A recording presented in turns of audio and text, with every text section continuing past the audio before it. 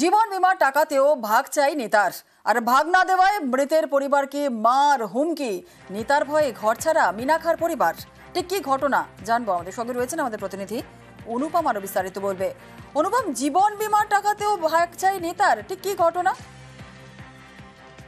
দেখো, এমনটাই ঘটনা ঘটেছে মিনাখা থানার বগুড়হুলা গ্রামে। সেখানে রবি ভুঁইয়া নামে এক ব্যক্তি 2019 সালে যার পথ দুর্ঘটনায় মৃত্যু হয়, একটা ট্রাকের চাপায় পড়ে তার মৃত্যু হয়। এরপর পুলিশের কেস হয় এবং তারপরে তার যে ইন্স্যুরেন্সের টাকার ক্লেম করে এবং কয়েক মাস আগে এই পরিবারটি প্রায় 15 লক্ষ টাকার কাছাকাছি একটা ইন্স্যুরেন্সের টাকা পায় এবং এই টাকা পাওয়ার পরেই সেখানকার যে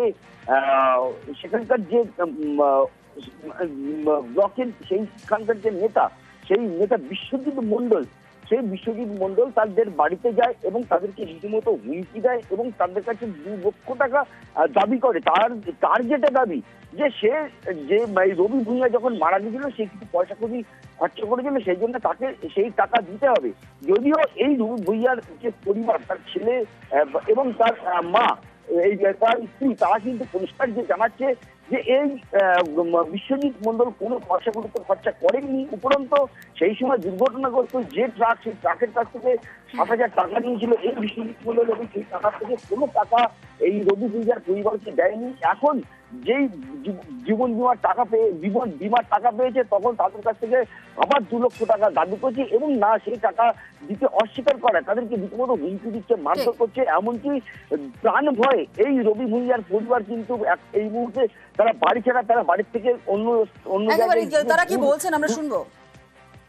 আমাদের বুথ সভাপতি বিশ্বজিৎ মন্ডল 21 তারিখে রাত 10টার দিকে আমাদের বাড়িতে এসে বাবার অ্যাক্সিডেন্ট ক্লেমের টাকা চায়, 2 লাখ টাকা। আমি বলেছি যে আমি 50 টাকা বেশি দিতে পারবো না, বাবার অ্যাক্সিডেন্ট ক্লেমের টাকা পেয়েছি, তাই সেই টাকা ওদের দিতে হবে। ওরা আমার বাবার অ্যাক্সিডেন্টের গাড়ি ধরেছিল, সেই গাড়ির কাছ থেকে 8,500 টাকা নিয়েছিল, নিয়ে সেই টাকা ওরা না কি করেছে আমি জানি না, তো প্রেশার দিচ্ছে, মেরে ফেলে বলছে জীবনের মতন। তাই পালিয়ে লোকের বাড়িতে আমি অন্য জায়গায় আছি, বলছে তুই কাকে কি জানাবি জানিয়ে নে, তুই আমার কি করার করে নে। হুমকি দিচ্ছে, না আমাকে আর মাকে মেরে ফেলে বলছে, ঘর বাড়ি ভেঙে দেবে বলছে, থাকতে দেবে না, ওখানে বাস করতে দেবে না, মেরে ফেলবে। তো আমরা কি করবো, আমাদের তো পালিয়ে বাঁচতে হবে।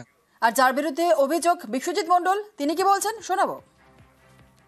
এই ধরনের কমপ্লেন হতে আমাদের বড়বাবু ডাক করে, আমরা সমস্ত ওই বাড়ির পরিবার ওরা সবাই গেছিল, আমিও উপস্থিত হয়েছিলাম।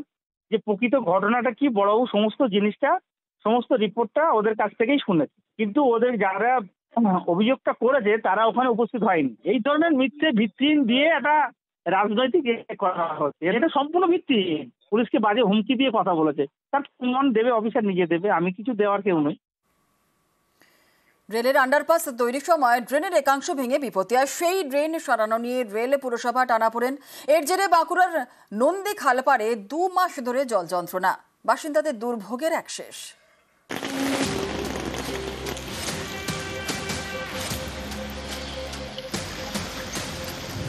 বাড়ি থেকে বেরোলেই হাঁটু জল। এই জল পেরিয়ে প্রতিদিন যন্ত্রণার যাতায়াত, সেটাও প্রায় 2 মাস ধরে। বাঁকুড়া পুরসভার 18 নম্বর ওয়ার্ড নন্দী খালপাড়, প্রায় 40টি পরিবারের ঠিকানা। এখানে নিকাশি নালা নিয়ে দুর্ভোগ। নন্দী খালপাড়ের কাছেই রয়েছে রেল লাইন, সেখানে তৈরি হচ্ছে আন্ডারপাস। অভিযোগ, সে আন্ডারপাস তৈরির সময় সম্প্রতি ভেঙে যায় নিকাশি নালার একাংশ। এর জেরে এলাকায় জল বেরোনোর রাস্তা বন্ধ। তার উপর কয়েকদিন ধরে নাগাড়ে বৃষ্টি, রাস্তায় জমেছে জল। 2 মাস ধরে জল পেরিয়ে যাতায়াত করতে হচ্ছে, কারণ নিকাশি নালা সারানোর নামই নেই। রেল আর পুরসভার টানাপোড়েনে নন্দী খালপাড়ের বাসিন্দাদের দুর্ভোগের অ্যাক্সেস। বারবার পৌরসভা স্থানীয় কাউন্সিলরকে বলে কোনো সুরাহা করা হয়নি। বাচ্চা ছেলের আসা যাওয়া, প্রাইভেট যাওয়া, স্কুল যাওয়া, নানা রকম কাজের অসুবিধা, সবাই নিজের কাজে সবাই চলে যাচ্ছে, নানা রকম অসুবিধা। ঘরের লোকও কাজ করতে বাড়িতে আসতে পারছে না, জলে ভর্তি হয়ে গেছে চারদিকে। এটা সমস্যা আজ দীর্ঘ 10 বছরের চলছে, কিন্তু এতটা বাড়াবাড়ি থাকে না। এখন এই রেলের কাজটার পরে আরও বেশি বেড়ে গেছে। লো লেন হলেও এখানে তো জল সর্বত্র স্ট্যাগ হয়ে থাকবে কেন? ড্রেন পরিষ্কার নাই বলে স্ট্যাগ হয়ে জলটি দাঁড়িয়ে আছে। রেল যদি ভেঙে থাকে রেলকে করতে হবে, তো সেটা কি পুরসভা করবে? সেটা রেলকে করতে হবে। পুরসভা কেন করবে সেটা? যদি কোনো লিখিত অভিযোগ থাকে, যদি কেউ বলে থাকে তাকে বলুন আমাদের সাথে যোগাযোগ করতে, আমরা এখান থেকে রেলকে চিঠি করে দেবো যাতে তারা ড্রেনটা করে দেয়।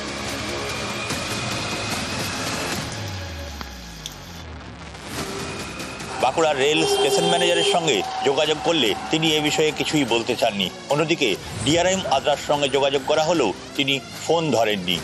বাঁকুড়া থেকে প্রিয়ব্রত গোস্বামী, নিউজ 18 বাংলা। আজ সারাদিন বন্ধ থাকছে দ্বিতীয় হুগলি ব্রিজ। ভোর 5টা থেকে রাত 9টা পর্যন্ত বন্ধ থাকছে বিদ্যাসাগর সেতু। মেরামতের জন্যই আজ বন্ধ ব্রিজ। দ্বিতীয় হুগলি ব্রিজ বন্ধে বিকল্প রুট পুলিশের।